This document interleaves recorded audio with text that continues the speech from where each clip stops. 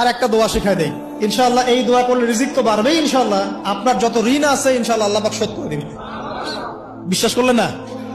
এই দোয়া শিখাই দিচ্ছি, এই জন্য আমাকে হাদিয়া দেওয়া দরকার, স্পেশালি আমাকে এখন হাদিয়া দেওয়া দরকার। এটা গুরুত্বপূর্ণ দোয়া শিখাই দিচ্ছি। আলী রাদিয়াল্লাহু আনহু বলেছেন, কোন ব্যক্তির যদি পাহাড়ের সমানও ঋণ থাকে, এই দোয়া যদি আমল করে আল্লাহ পাক ওই ঋণও শোধ করে দিবেন ইনশাআল্লাহ। ঋণ কেমন জানেন? ওই যে এখন মানুষ ঋণ নিচ্ছে 1 কোটি টাকা ব্যাংক থেকে, 2 কোটি টাকা ব্যাংক থেকে, হ্যাঁ, কত বছর, 10 বছরের জন্য, 20 বছরের জন্য বাড়ি করছে, তাই না? তার ধারণা এমন যে সে মারা গেলে তার ঋণটা কেউ না কেউ শোধ করে দিবেই দিবে, তাই তো? আর আল্লাহ রসুল কি বলছেন দেখেন, একজন মারা গেছেন, নবী সাল্লাল্লাহু আলাইহি ওয়াসাল্লামের সময় একজন মারা গেছেন। তো নবী করিম সাল্লাল্লাহু আলাইহি ওয়াসাল্লাম বলছেন, এই ব্যক্তির কি কোনো ঋণ আছে? একজন সাহাবী বলেন, হ্যাঁ ইয়া রাসূলুল্লাহ, তো ঋণ আছে। নবীজি বললেন, তোমরা ওর জানাজা পড়ো, আমাকে ডেকো না, তোমরা ওর জানাজা পড়ে নাও, আমি জানাজা পড়তে চাচ্ছি না। আমি এখন কেমন করে আপনাকে বুঝাবো ঋণ কত ভয়ঙ্কর জিনিস?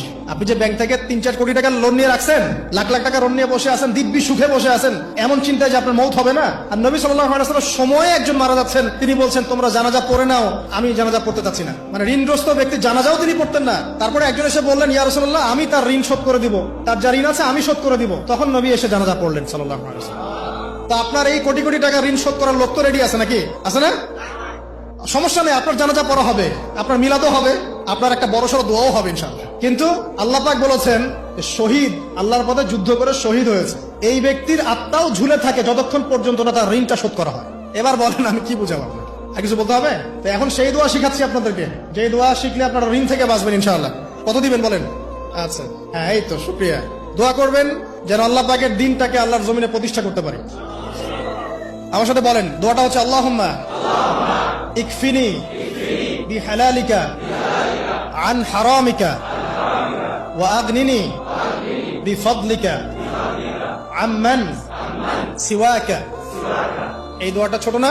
এটা মুখস্থ করবেন, সেজদায় পড়বেন, নামাজের সেজদায় পড়বেন, আত্তাহিয়াতু দরুদ শেষ তারপরে পড়বেন, নামাজ শেষে হাত তুলে করবেন, যখন তখন শেষ রাতটা করবেন, ইনশাআল্লাহ দেখবেন আপনার ঋণ বলতে কিছু থাকবে না ইনশাআল্লাহ। যদি থাকেও, বড় কোনো ঋণ থাকেও, আল্লাহ পাক অন্য কোনো মাধ্যমে এটা শোধ করার ব্যবস্থা করে দিবেন ইনশাআল্লাহ। ইনশাআল্লাহ লালমনিরহাটের 100 একর জায়গায় যত ধান হয়, এতগুলো ধান যদি আপনার আমল নামায় লেখা থাকে, মানে আপনার আমল নামা তাকদিরে, আপনার তাকদিরে যদি লেখা থাকে যে আপনি 100 একর জমির ধান খাবেন তারপর মরবেন, আছে না লেখা?